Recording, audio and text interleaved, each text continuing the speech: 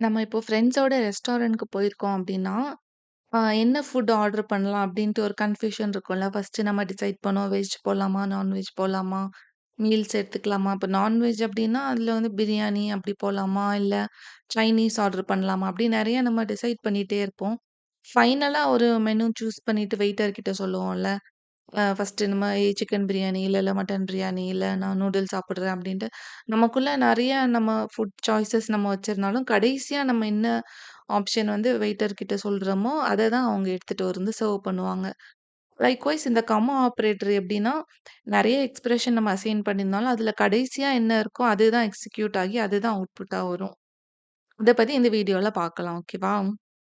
Comma operator எதுக்கு use பண்ணுவோம்னா, multiple expressions இருந்தாலும், அதுல லாஸ்ட் எக்ஸ்பிரஷன மட்டும் மல்டிபிள் எக்ஸ்பிரஷன்ஸ் எவாலுவேட் பண்ணிட்டு, அதுல லாஸ்ட் எக்ஸ்பிரஷன் என்ன ரிட்டர்ன் பண்ணுதோ, அத வந்து நம்ம அசைன் பண்றதுக்கு தான் கமா ஆப்பரேட்டர் யூஸ் பண்ணலாம்.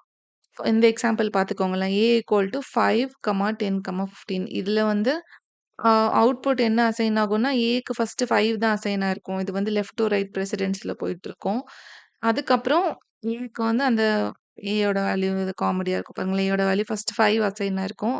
நெக்ஸ்ட் இந்த 10 பார்த்தோனே அத வந்து ஓவர் ரைட் பண்ணிட்டு 10 ஆகும். நெக்ஸ்ட் 15 பார்த்தோனே அத ஓவர் ரைட் பண்ணிட்டு 15 ஆகும். நம்ம பிரிண்ட் பண்றப்போ 15 தான் வரும். ஓகே. இதுல வந்து left to right order execution தான்.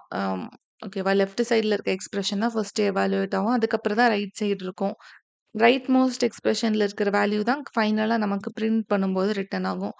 ஆனா, இந்த மாதிரி இது சில்லியா தெரியுதுல்ல. இத வந்து மோஸ்ட்டா ஃபார் லூப்ஸ்ல நம்ம யூஸ் பண்ணியிருப்போம். மேக்ரோஸும் இருக்கு. நான் உங்களுக்கு ஃபார் லூப் எக்ஸாம்பிள் சொல்றேன் பாருங்களேன்.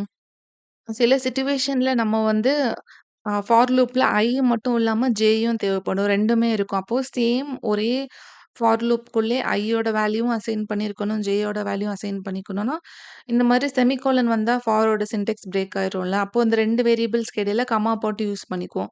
ஆனா 2மே அசைன் இருக்கும். ஏன்னா ஃபர்ஸ்ட் இதுல ஐயோட வேல்யூ போடுறோம். நெக்ஸ்ட் இதுல ஜேயோட வேல்யூ போடுறோம்ல. ஸோ 2ஓட வேல்யூவுமே அசைனா இருக்கும். எதுவுமே இங்க ஓவர் ரைட் ஆயிருக்காது. இங்க செகண்ட் டைமும் நான் ஐ ஈக்குவல் டூன்னு எழுதுனா தான் ஃபர்ஸ்ட் இத ஓவர் ரைட் பண்ணி செகண்ட் இது இருக்கும். ஸோ இந்த மாரி சிச்சுவேஷன்ல தான் கமா ஆப்பரேட்டர் காமனா யூஸ் பண்ணுவோம். ஆனா, நம்ம ஃபர்ஸ்ட் பார்த்தோம்ல எக்ஸாம்பிள். இந்த மாதிரி கேட் எக்ஸாம்ல கொஸ்டின்ஸ் வரலாம். கமா ஆப்பரேட்டர் போட்டுட்டு, இதுல எந்த எக்ஸ்பிரஷன் வந்து ஃபைனலா அவுட்புட் ரிட்டர்ன் பண்ணுது அப்டின்ட்டு. நம்ம இப்ப தானே பார்த்தோம். For loop example. i = 0, j = 10 2ம் ஒரே லூப்ல அசைன் பண்ணணும்னா, கமா ஆப்பரேட்டர் போட்டு பண்ணிக்கலாம். அந்த மாதிரி இன்கிரிமெண்ட் பண்ற டைம்லயும் i++, j மைனஸ் அந்த மாதிரி. 2 ஃபார் லூப்பா போட்டு ஐக்கு தனியா, ஜேக்கு தனியா எழுதுறதுக்கு பதிலா, இது வந்து ஷார்ட் ஹேண்டா முடிஞ்சிரும். பெட்டர்ல. நெக்ஸ்ட் வீடியோல நம்ம பாயிண்டர்ஸ் பத்தி பார்க்கலாம். ஓகேவா? Thank you. பாய்.